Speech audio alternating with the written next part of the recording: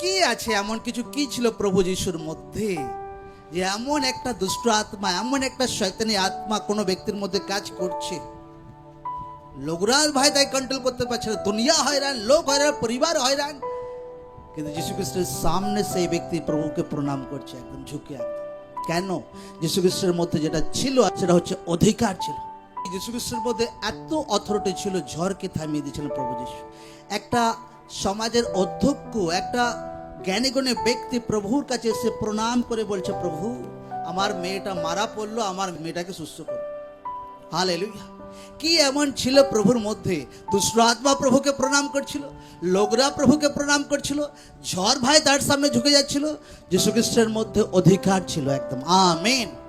Bible বলছে যোহন chapter 1 অধ্যায়, যতজন যীশু খ্রিস্টকে বিশ্বাস করেছিল এবং করছে এবং করবে, সবাই ঈশ্বরের পুত্র হওয়ার অধিকার পেয়েছে। কার পুত্র হবার? জোরসে বলো, কার পুত্র হবার?